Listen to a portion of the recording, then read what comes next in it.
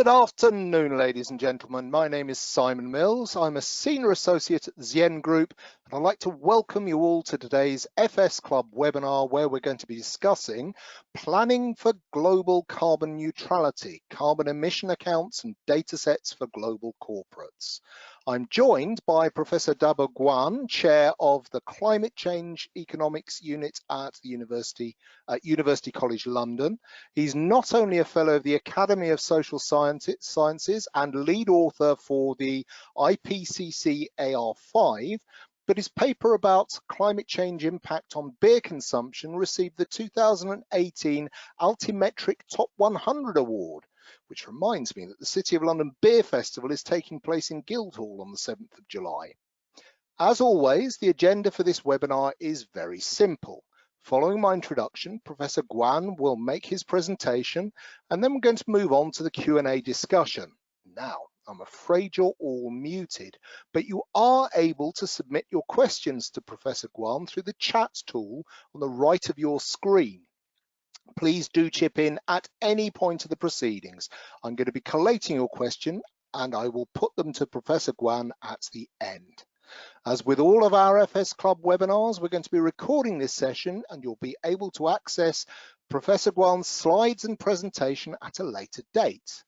Before we move on, I really must thank FS Club members who've opened up our webinar series to the public. With their help since March of 2020, we've held over 400 of these events on topics as diverse as money laundering, the metaverse, and high salinity agriculture. The FS Club is the premier global executive knowledge network for technology and finance, where members and their guests can meet over a glass of wine to debate key issues which impact on financial services, technology, and society. Very much like a 21st century version of the city's 17th century coffee houses. Now, before I hand over to Professor Guan, we've got some polls that we'd like you to participate in. Surprisingly enough, on the theme of beer, and all is going to become clear once you've completed them.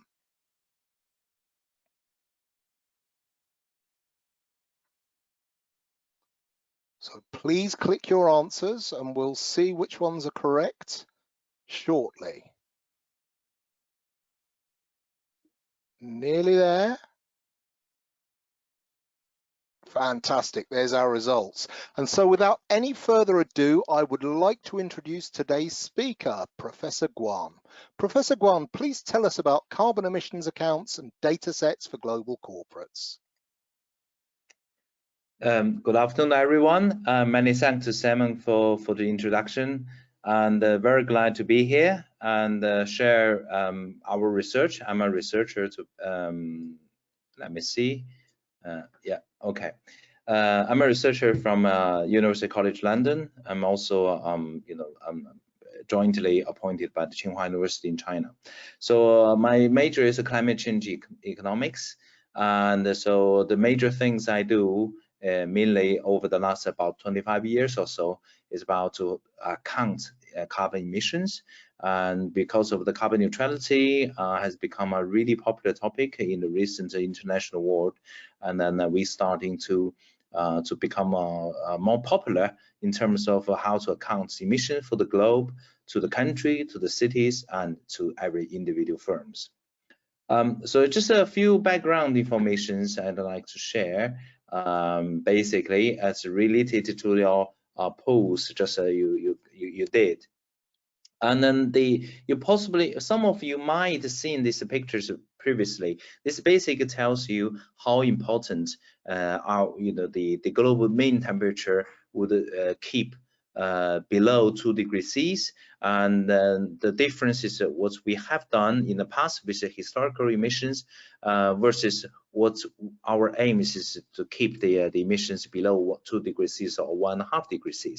So the key, put that in the simple, basically, if we develop our emissions along our historical trajectories, this will lead us to a high climate risk, with global mean temperature rise about 5 to 7 degrees C. But if we do want to keep our risk in terms of low risk, then we have to medium or let's say controllable risk. we have to limit our temperature rise by 2 degrees C. The best is 1.5 degrees C. That doesn't mean that our life will become any better in terms of the climate change impact in the next 80 years. We will suffer more climate risk, no matter whether our emissions is going to low or higher. The key difference is that with the low emission, low temperature rise, then we will have a climate risk less happening, less frequent, and more controllable by humankind. And the humankind as species can live on this planet. So we will suffer more and more climate risk in the future, but the key issue is whether we can control as a human species on the planet. So I'll give you a few examples here. The high climate risk compared to the low climate risk will affect our consumptions. Climate change is not just weather forecasting. It's not only weather forecasting. There's a lot more beyond that. It's related to what we do on a daily basis. Doesn't matter what you eat on the bread or your cooking like ingredients or whatsoever, down to the coffee, chocolate you eat, and then down to even the beer, the ingredients in beers, which is barley is one of the important crops to making beer. I'm trying to talk a little bit about the beer, which is about what you have seen. And the beer will actually, the price will go up, the production will go down, because climate change would have an impact on the barley output or yield. And in the future, we make some projections that in the next few decades that we are gonna enjoy a cup of beer in London. A typical pub will be about £10 a pint, rather than about £3.5 per pint right now. A few examples of how we actually did from the research perspective. Is not a one single research group can do that. We actually did for like a multi-group collaborations on that. So this is to the questions you have just answered just now. So the global food consumption has been stabilized for staple food, but has a great increase from some other like fruits or dairy, especially beer, increasing very quickly in the last a couple of decades, basically. China is the most beer consumption country in terms of the total volume, and is about 50% more than the USA consume in terms of the total volume. But in terms of per capita, I haven't seen the answers for the per capita. Ireland is the most drinking heavy country. Every year, in terms of 500 bottles per capita, every month they have to drink roughly about 25, 23, 25 bottles of beer, which one per day, almost one bottle per day. That's also include women, children, and elderly people as well. So babies, that's count. This is no like a drinking age issues here. There's absolute population here. So we can see the average drinking culture, how important beer consumption. So if you do care about your a little bit joy after work, then do care about the climate change. Very simple introduction about how we did. So we actually link this Earth system modeling with the global crop models, which is the barley there, then linking with the global trade and the global production model, the three different areas of knowledge, linking it up together to introduce climate shocks into what will be the impact to the climate shock to the yield of the barley or to other crops, then what will be the price when they down to the market, how it gonna impact on the beer price.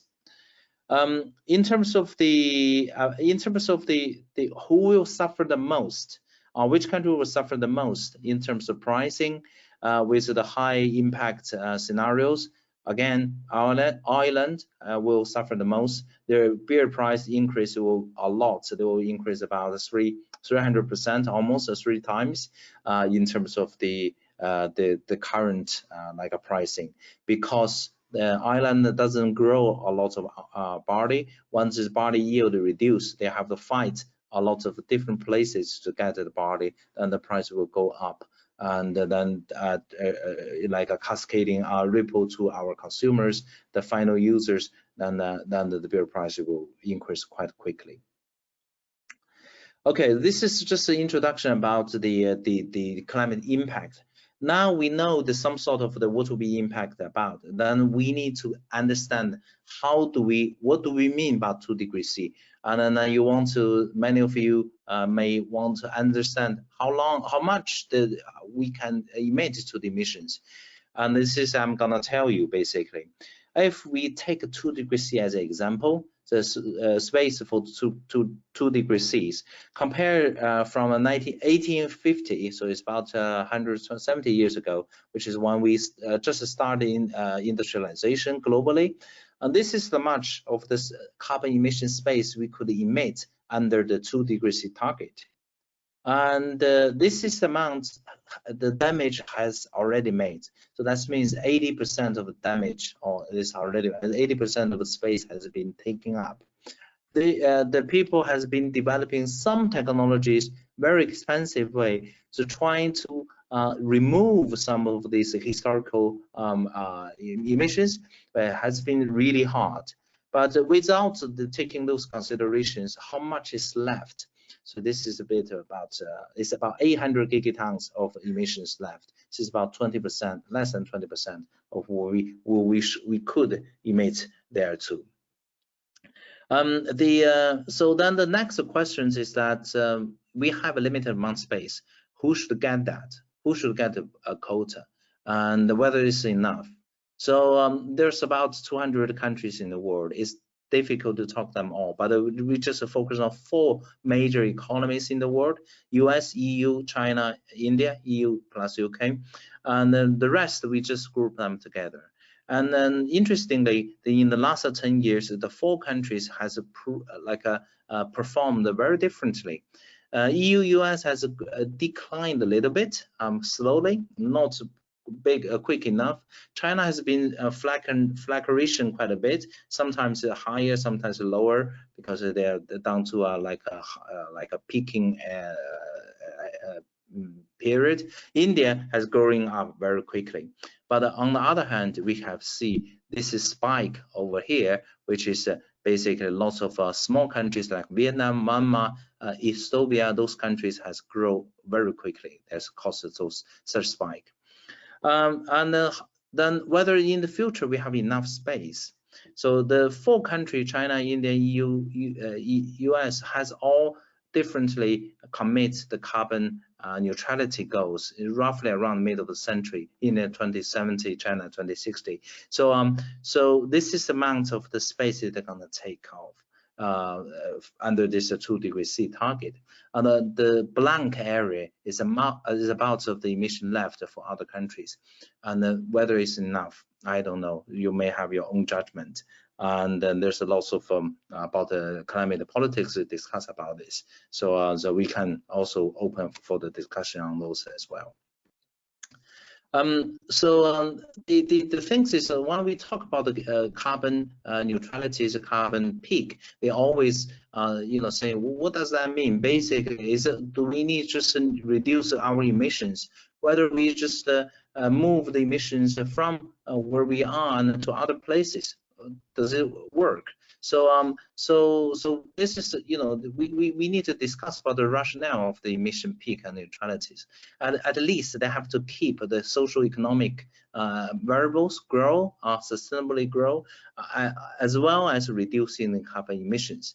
The carbon emissions is not only what we emit on our territory, but also the emissions for the supply chain emissions. The emissions because of our activities are triggered along the global supply chain.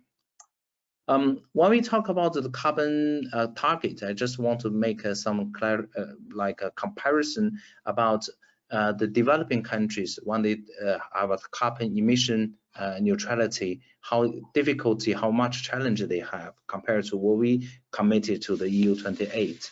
So in terms of the emission peak, around 1980s, European 28 has already achieved emission like a peak. We have roughly about 70 years to deliver neutrality, net zero emissions by 2050. China said roughly about will reduce their emissions starting from 2030, and then they say they will do it under 2060. So they've got 30 years. The timeline is roughly half time. On the other hand, Chinese emissions will be about 2 or 3 times higher than the European 28 altogether by 2030. So the carbon neutrality transformations for China, for India, for those developing countries is tremendous, is huge. And they would have a huge challenge, and they will create lots of opportunities in terms of new sectors, new technologies, etc., etc. Right now, there's globally they have 107. Well, I think the latest about 142 country has somehow committed to carbon neutralities. But the key issues is about many of the developing countries, including ourselves, like in the UK, we got London, we got Manchester, Leeds, and then Cambridge, and then, Brighton, etc., etc. They will all have haven't have the city level of emission accounts. Although we have a policy really fascinating, very promising, but the downside, the basement of the data is not found. So, some of the global emission database, like International Energy Agency or whatever, they gradually publish the data, but they are not open sourced and they are not transparent. We have been working about 20 years to form this is the carbon emission account and datasets, formally published in 2016. With a special focus on the global economy, emerging economies is like developing countries. So the platform is free and it is transparent. You can go on this website and you can download the data for free. All the data, including country levels, city level, provincial or state levels, is all same formatting, and by using same statistical method. So it's all 47 social economic sectors by 20 different energy types, basically. So so you could see this is it doesn't matter it's for China, for India, for Russia, for Poland, it's all same the format, and then you can make some direct comparisons by using this. And all the download files are Excel files, so you can easily to reprocessing onto different files. Yeah, I think just give a few examples. On the national level, for China, the database has 1997 to 2020 emission growth, emission data, and then this is the graph by using this emission to draw. So they clearly show China's 3 different ways to development, and before 2002. China joined WTO. There was annual growth, emission growth was quite steady, and it become a global manufacturers. The emissions go quite up quite quickly. And in recent years, since 2013, they slow down their growth emissions, and they're starting to care a lot about the environment and reduce emission comparatively. Yeah.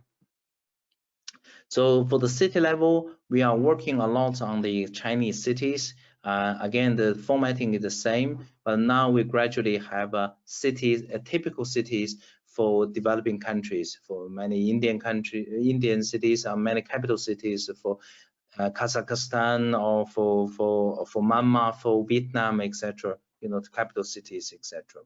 And then feel free to explore, basically. As I said, apart from China, we did emission inventories for Russia, for 83 federal states in Russia, 33 states in India, And you know, for Kazakhstan, Mongolia, Kenya, like Belarus, Argentina, you know, all the things you could find the data online. It's all free of charge. Bolivia, Chile, I think those are not online, but we just finished that. If you need, and please email me, we can send it over.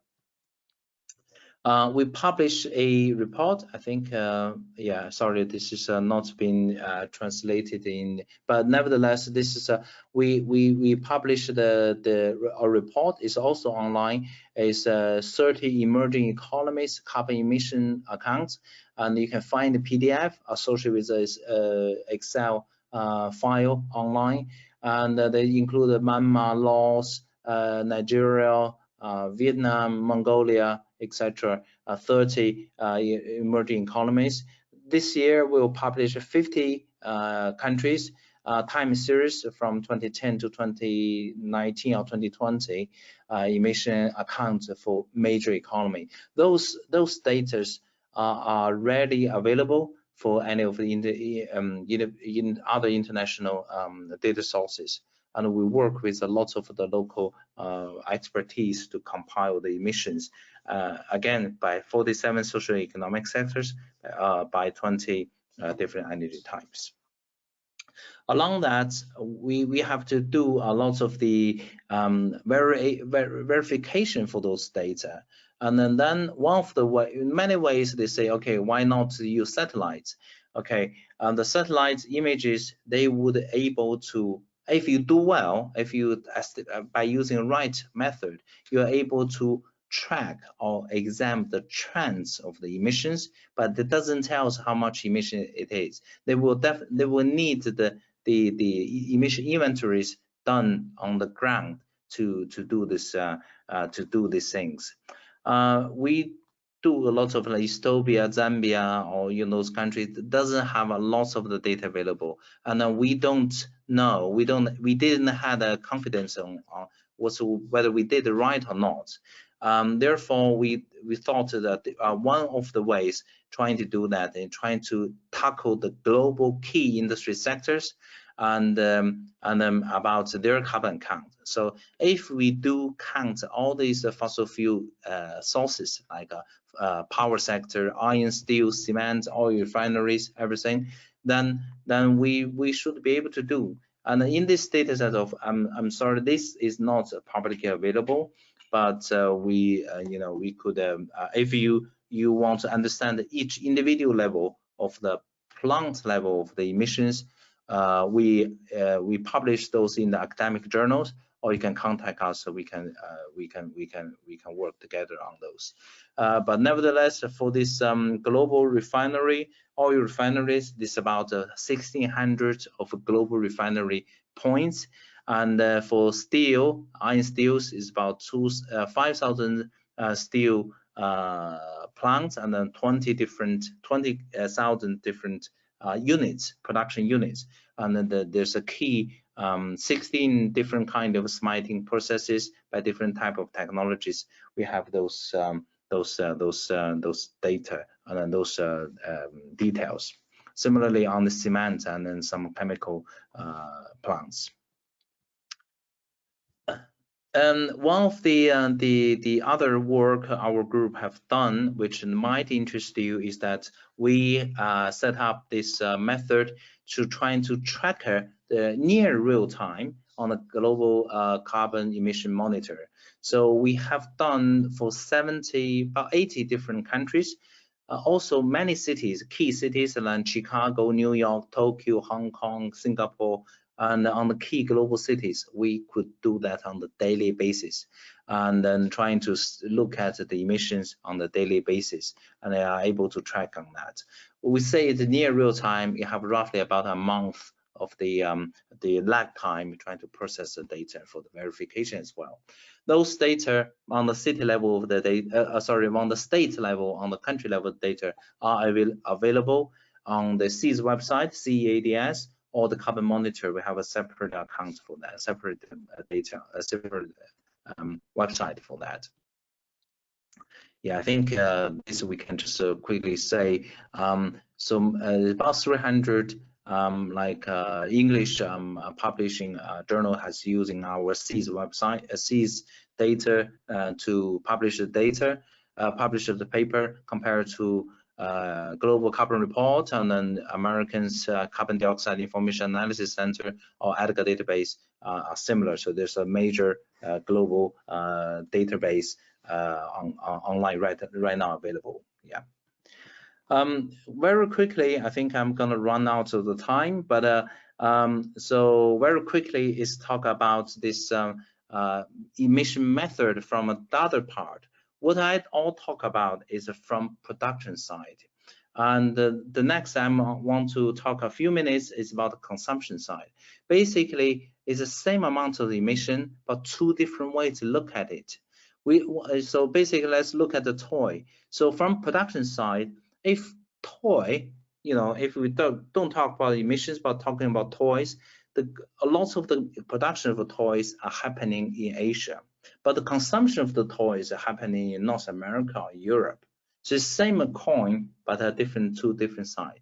Then when you do have two different sides, you have different ways to allocate the responsibilities and a different way to look at how the emissions would actually occurred. So this is a figure. It's looks complicated but very easy. On the left-hand side is the global production attribution from sector perspective. Electricity sector, power generation, is the largest sector in terms of emission productions, but electricity, a lot of electricity being used for processing of the aluminiums and other things. But down to the final consumptions, construction sector will become the largest attribution sectors in there. So because of the construction sector, they would have if you do a construction activity, you need to have lots of steel, glass, bricks, etc. to support that. So this is from the consumption side to look at this. But if you look at from the country side, we could see that a lot of the emissions are actually attributed to China, but those emissions are for our consumptions in Europe or in America.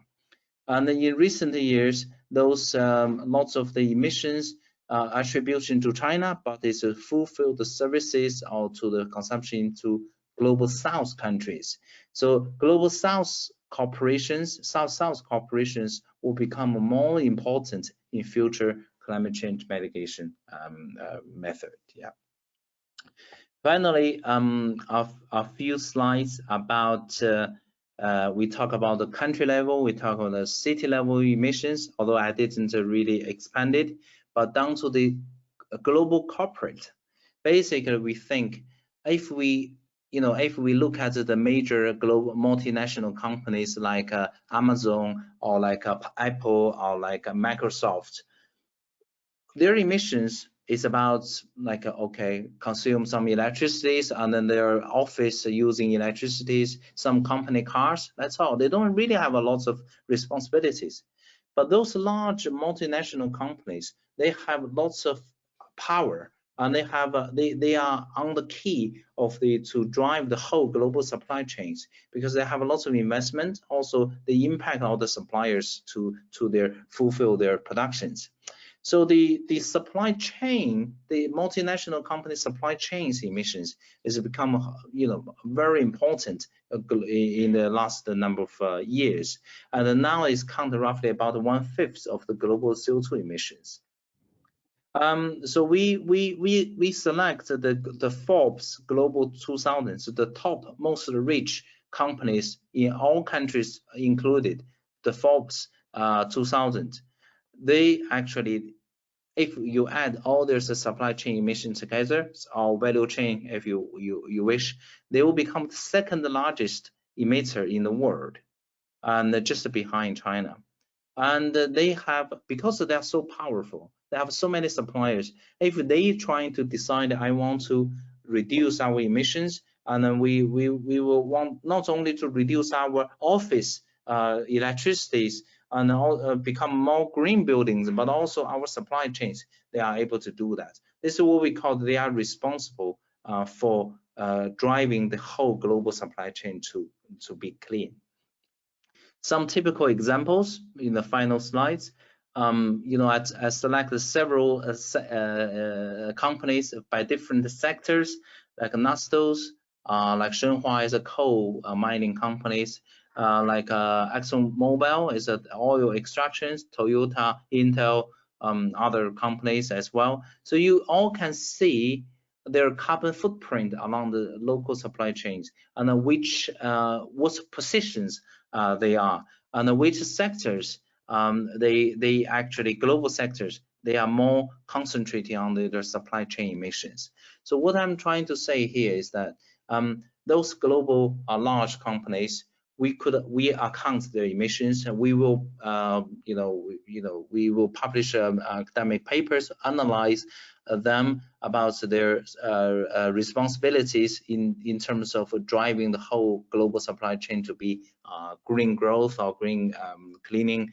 On the other hand, they should take some responsibility, not only focus on the scope 1, which is about their offices, scope 2 is about the electricity they bought or whatever, but also the scope 3, which is their supply chain, at least their suppliers and the downstream customers, and then how those emissions would help.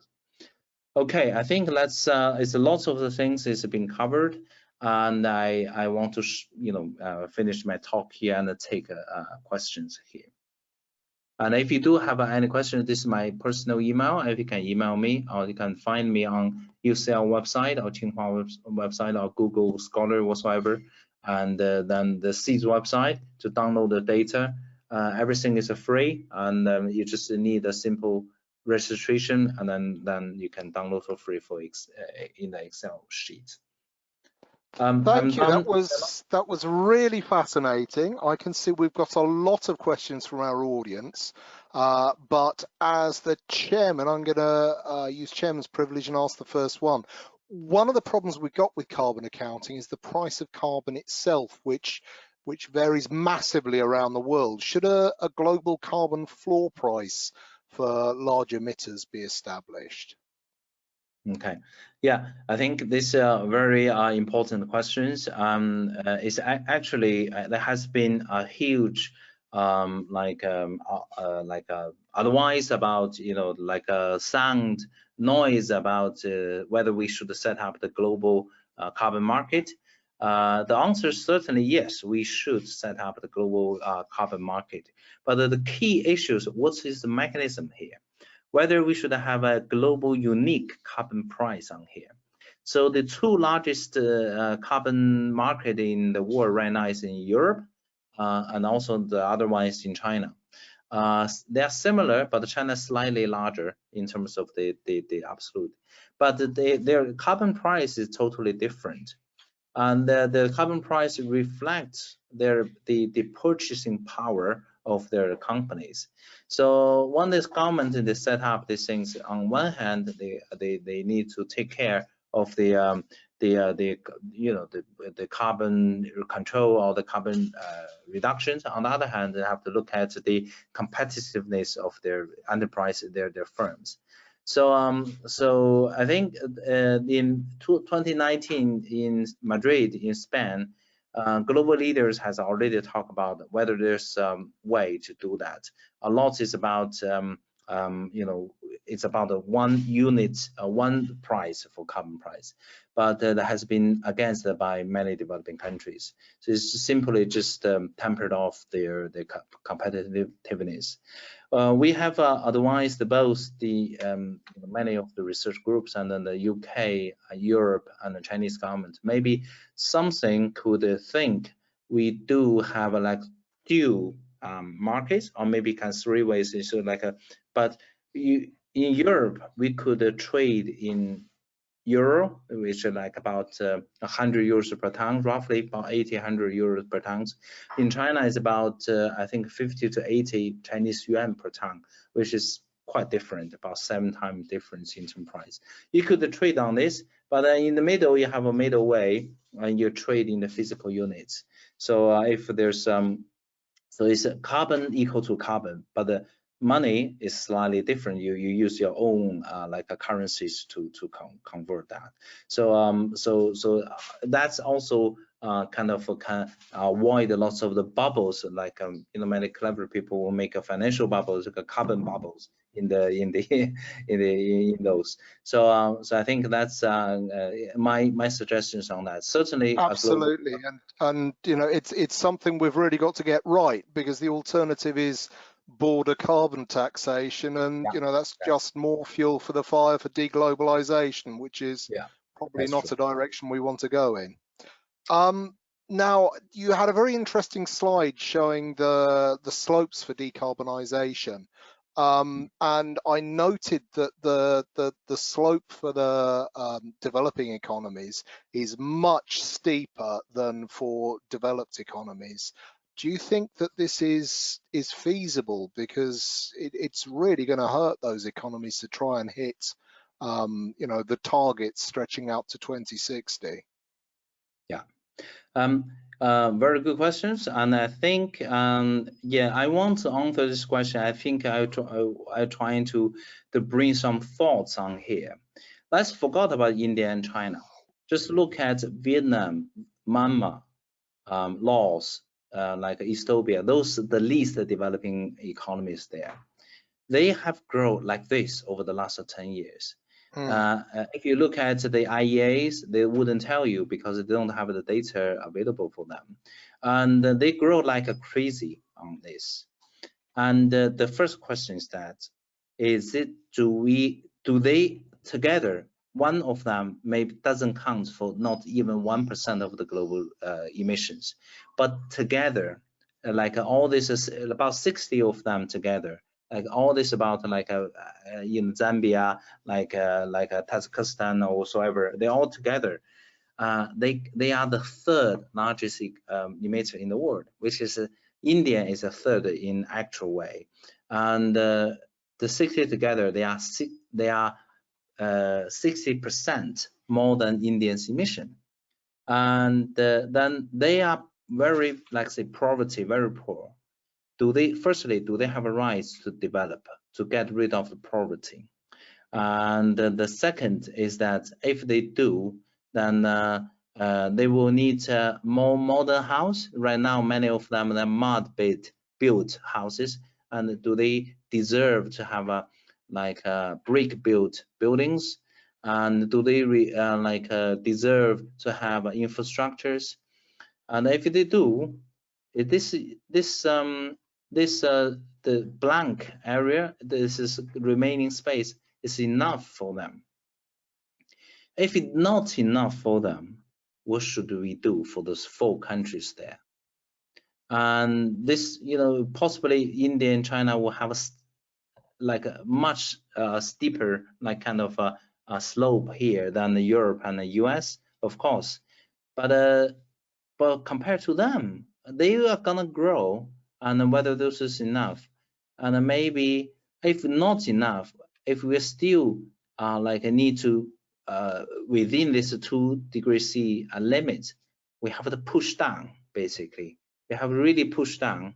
So that would give means in Europe and US, we have to go to negative emission first, and then drive the whole other things. If we do go negative very quickly, quicker than we thought before 2050, now make more rooms for Vietnam, for Ethiopia to grow. And African nations as well, because people are predicting this is going to be Africa's century, and if it has growth similar to China, then we really need to ensure that it's on a low carbon trajectory. Controlling consumption, I'm fascinated by that model you were showing of toy manufacture versus toy consumption. Controlling consumption is incredibly difficult, because if you do try and control it within the receiving nation, the best way to do it is through taxation, forcing up the price to reduce demand, but that's going to have an impact on the producer nation. So they're caught whichever way it goes. Yeah, that's true. Yeah, so we try different ways, as you said. Taxation is one thing to directly tax a consumer, but you and me are all consumers. once we got this, we'll think, what? Why we have to pay? I have no choice. You know, we have no choice. You know, you provide this to me, and then I may have a choice, but I have a limited choices in terms of the consumption things. And what I bought from Apple products, or you know, it's the company provide to me, and they spend a huge amount on this advertisement or marketing everywhere. And they really talk one open you know, a web page directly just show it to me you know, the big data intelligent things. They tell me exactly what I want there, and then they know better than I do myself, basically. So that's why we started after a few years. We think about the consumer, whether consumer should do something. Now we're more inclined to say, okay, the multinational or the large firms, basically, you are in the middle of the supply chain. I didn't have enough time to explain this very quickly. But they need to drive the standards, absolutely. Exactly. And Nastos in the middle of the supply chain. On the upstream, you have many agriculture or food sectors. On the downstream, you could impact your customers to do that. If you do that, you spend even half, not even half, and 10% of what the marketing you did for the low carbon way, they will change a lot of behaviors for the consumers, a lot of the things over the behaviors over suppliers as well. So that's is really we need to go down to tackle those large firms, and then they need to think a different way to making money, and then their responsibility to reduce emission globally. Yeah. Well, that was absolutely fascinating. So thank you so much for your time. I'm afraid, ladies and gentlemen, that the time has caught up with us, and I know that some of you have still got questions to ask. Please do contact Professor Guan to continue this discussion, and we're going to pass your questions on. We're also going to be posting the recording of this presentation online in the next couple of days, so you can revisit what Professor Guan has said. It just remains for me to thank the members of the FS Club for making today possible. I'd also urge you to keep an eye on our forthcoming events page for more webinars, which include the missing link in sanctions screening, which is taking place on the 29th of June, an update on EU financial services legislation on the 5th of July, and the future of financial centres on the 6th of July. You can catch up with all our previous webinars on YouTube or our new Pizzazz TV channel. We hope to see you again soon. Thank you so much, and goodbye.